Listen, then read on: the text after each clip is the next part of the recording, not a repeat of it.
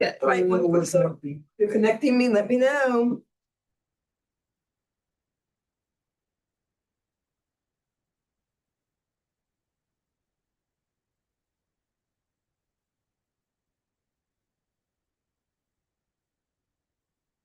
You ready? Very good. Well, good evening, everyone. I'm going to call the Governance and Personnel Committee of the Northern Virginia Transportation Authority Thursday, May 14, 2026 meeting into session. The first thing we have is the approval of the March 12, 2026 meeting summary, which feels like a long time because it was a long time. But I'm assuming everyone did look over over their minutes, and so I will make a motion to approve those minutes. Is there a second? Second. Seconded by Chair Jefferson from Prince William County. Discussion on the motion on the minutes. Seeing none, all in favor say aye. Aye. Any opposed? That motion will pass unanimously for the members that are in the room. Oh, well, okay, we are back. With kind of a post report of the General Assembly session that has y'all already died? No. Okay. So Yeah, but we're in special session, so. the General Assembly session that continues. That continues, but what we know up to now. Yes. As it concerns MBTA. And you know, since March, a lot has happened. A lot has happened. As it concerns NVTA, not much has happened. Yeah, which is actually good. Which is actually good. I mean, Would you like to tell us what has happened or not since? Sure, I can tell you what has happened. Veto session happened. Session happened, yeah. Some amendments from the governor were accepted, some were not. The governor is now looking at all of those bills that came back to her, either unamended or partially amended, and she and her administration are having discussions. They have until 11:59 p.m. on May 23rd to sign or veto. I think there's still the option of like not signing, but it still goes into effect.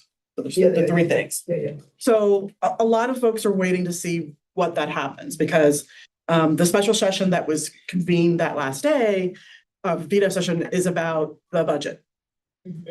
House Bill 30 is before General Assembly, and they're going to need to know what bills that are requiring funding, if they are going to get signed by the governor, and if there are bills like retail cannabis that would produce tax revenue, if those are going to get signed by the governor. So there is a waiting period now, so they'll understand specifically what bills that might impact the budget are going to be signed and will go into effect, and then they will come back together, and by they, I mean the budget conferees, will come back together and will come up with amendments to, again, this would be the introduced version of House Bill 30, the introduced version from former Governor Youngkin. That's the bill that they're starting with. As we all know, one of the big outstanding issues to be resolved is the difference between the House and the administration and the Senate regarding the status, ongoing availability of the sales and use tax exemption for data centers and the revenue that could be produced either by letting that or having it expire immediately or January 1, 2027, or other ways the industry could contribute to the general fund in terms of net new revenue. Every time I think I understand the General Assembly, I hear something different that makes me realize I don't understand the General Assembly. I thought that the budget that they would start with now, I thought that the introduced budget by Governor Youngkin had already been set aside, and that the money committees have basically made their new budget, and that's what's actually going forward now, not the introduced budget by Governor Youngkin. I'm a little confused. So we didn't get, so the House and the Senate did pass their own budget, their own versions of the amendments, but we didn't get a conference report. Okay, so without that, we're still at the introduced bill by. And so the decision was to, let's start with the introduced bill and come together to amend that. Then that, aren't we still basically starting from scratch? Yes and no. I mean, there were a lot of commonality between the two budgets. So there are a lot of things that they actually do agree on. There are some, again, there's some issues about how much money do we want to spend. You know, more here, less there. Because there's legislation that we're not sure if it's going to get signed by the governor, which has to be addressed in the budget. So that has to be clarified before they can actually adopt a conference set of amendments that would then come back to the House and the Senate whenever they come back to adopt a budget. Okay, I have more questions, but I'll go to the other committee members first because I have questions.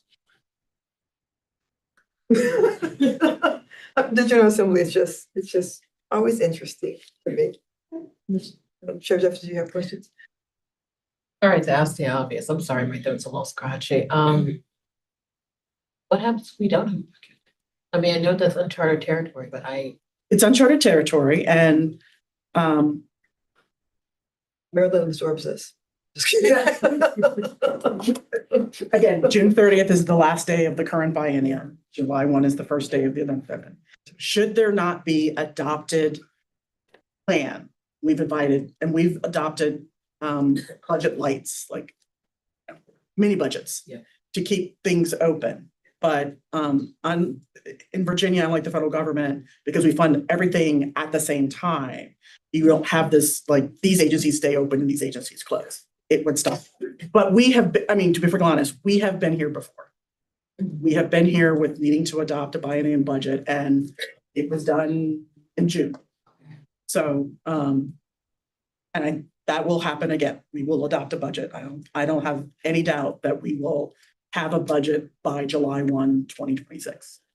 just how late we go. It's just how late it goes, and you know, I was at another chamber legislative post discussion this morning, and the elected officials who were there for the General Assembly were very aware that local government, local school boards are chomping at the bit, because you'd like to know. Well, we pretty much finished our budgets. I mean, you're finished, but you're having to sort of either assume Yeah. one version or another, and you would like to have a definitive answer one way or the other. We've adopted our budget. The thing is, are we gonna have to go back and? Yeah, and change? right. Yeah. You know, to what extent?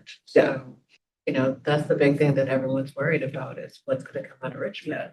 Well, the good news is if we did do changes, it would be that the General Assembly, because we're assuming right now, at least Loudon is assuming we have no money from the General Assembly. So if we did do changes, it would be, we have more money from the we have money from the General Assembly, and we can now and use that in place of county revenue. So we're not going to lose anything. We may gain something. I'm not sure if that's a. No, that's not, no. So we also have a few things different, like in Loudon, we have a revenue sharing agreement with schools.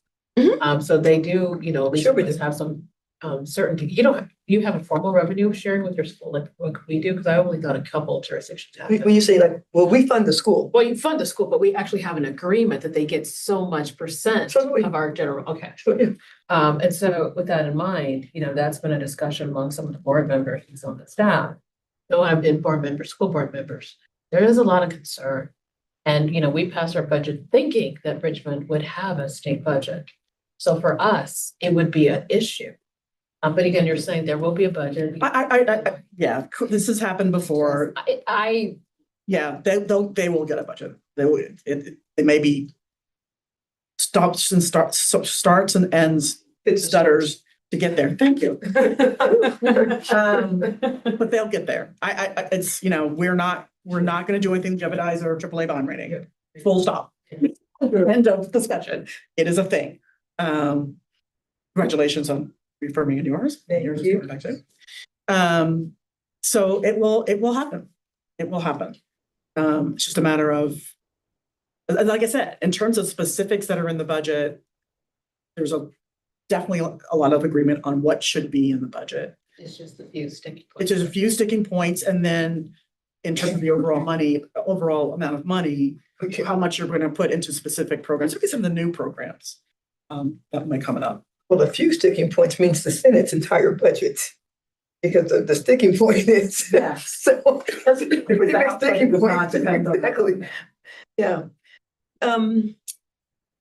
Delegate Sewell, and Ms. Boehner, so let me just say it back to you, make sure that I have it, so there are some things right now that are sitting on the governor's desk that would very much impact the budget. And I'm not talking about the sales and use tax, I'm talking about recreational marijuana. So the governor sent back her changes and and it's now been sent back to her, she can either veto it, accept it, or do nothing. But that bill within itself will give some revenue to assumed revenue to the state. Yes. Okay, so some of the things they're trying to figure out is the things that are still sitting out there besides the sales and use tax, which is the big thing, is how much money the state may be working with just in general. Yes. Correct. Okay, and that's gonna be done by the 23rd. That's the last, 11:59 PM. Saturday, Yes. a week from Is her Saturday. last, Okay. that's the end of the time where she can take Do action. that, and so then she'll just know at that point what money she's worked, what kind of revenue Well, they all will know what they're- everyone will know. Yeah. Okay, so I got that part. Now let's go back to the sales and use tax. Is that something that has to be, that's not a 23rd, a 23rd issue? Is that a June No, 30th issue? that is not a 23rd issue.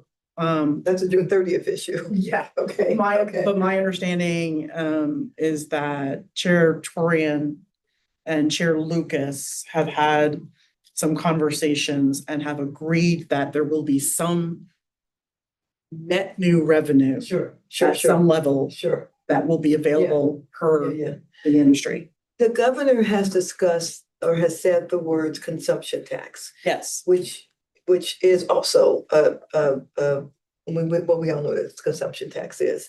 And so if the chair of the finance committee is looking for a tax of new revenue and a tax of new revenue on data centers, is the discussion that as long as there is some new revenue in a large amount that comes from data centers, that will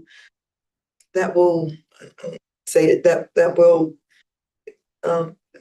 she would have met her promise if there is even if it's a consumption tax and not a sales and use tax. So the energy consumption fee and some other ideas have been presented as alternative of net new revenue from the industry. Sure. I think the range of the numbers shifts a little bit, It does. but there is a pathway to hopefully get to a number Sure. Yeah. that is a compromise number Yeah. of all these major Okay, stakeholders, that's what I thought. administration, House leadership, Yeah. and Senate leadership. That's what I thought. It's just a matter of everyone being in a place where they want to sit around the same table and have that conversation. And I asked that because maybe I could be mistaken. I don't remember the Senate chair saying the words, it has to be this tax. I mean, I know she's built a budget around a certain type of tax, but I don't know that the issue is gotta be a sales and use tax versus she believes there should be some more taxing of data centers. So. The conversations, I think, have provided her with some other options Good, for good, consideration. that's good. Okay, that's wonderful. That's good. All right. Well, depends if she takes them or not. Well, I mean,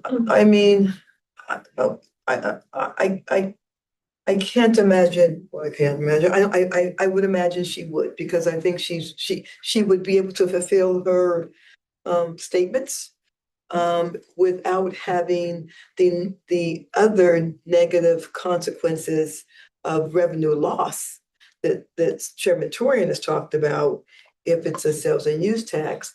And Chairman Torian has also talked about, and I could not agree with him more, that there have been promises made by the Commonwealth of Virginia to how we do business. And part of that keeping that AAA bond rating is keeping our promises so that we remain a good place to do business.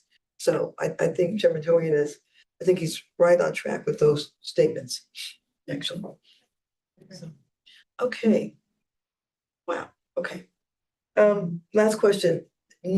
So she very much, well, the Senate has very much built even the possible metro funding, the BNB funding, on an assumption Yes. that there's going to be some some type of tax on data centers, whatever that tax might be, would that impact MBTA at all? If the sales and use tax is not involved, and that is the current desire that it not be involved, Sure. then we are fine. Okay, okay, Because what is being proposed to her are proposals that do not involve the sales and use tax. good, okay, okay. This is good news. So that whole process would be. This is the good news, Tracy. That's good news tonight, okay? Okay. And so this discussion then will be, again, the House and Senate also differed for what they were going to do on transit. The Senate specifically focused on providing capital funding for WMATA. Yeah. The House provided instead general fund revenue Yeah. for the rebenchmarking gap Yeah. and the half. So Yeah, and this one, I actually like the Senate's choice. although the operating funding is actually more important for local government. In the short term. Short term. In the short term. Yeah. We, again, let's be real. We have time to get to We do, we absolutely do. I agree with that. And I think everyone agrees with that. We have like 4 years or something. Yeah. I agree with that. Okay. Want to add anything? I'll just simply add that we've heard from the speaker, we've heard from the Speaker of the House, we've heard from the governor, we've heard from leadership in the House and the Senate, we've heard from leadership for the House appropriations, as well as from leadership from Senate Finance and Appropriations, that there will be a budget by July 1. So I just want to make sure I go on the record of saying that and making that abundantly clear. I recognize that there's reservations, but I do just think that that's important to just like state. I was never worried that there wouldn't be a budget, Yeah, no, actually. I you just, never said that. I Yeah, said I just, yeah. I mean, truthfully, I've always said, obviously, it's gonna be a budget, but, and I've also thought that there was going to be some type of tax that concerned data centers. Just didn't know what it was gonna look like, that's all. Fair. Yeah. You have tough jobs that you have to do in a very short period of time, which makes it, I think, even tougher. That you got like get down there and figure out billions of dollars in 90 days. Go. That's really hard. 90 days. I'd love to have 90 days. So we're grateful for our partnerships that we have with local governments, even instrumental. Thank you. Example of that. Yeah, we have a revenue sharing and in our schools, but we when we do a budget, we just go on and allocate money to the schools. We just assume, you know, we allocate the money that we have. And if there's a backfill from what comes from the state, yay. But and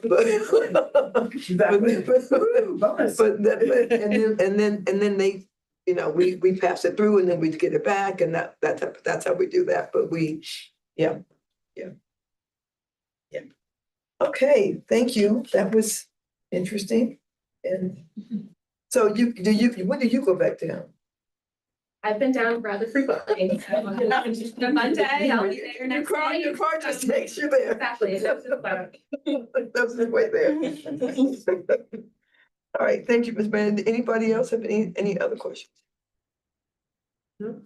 Okay, seeing none, we're going to, thanks, everyone. Thank you. Yeah. By the way,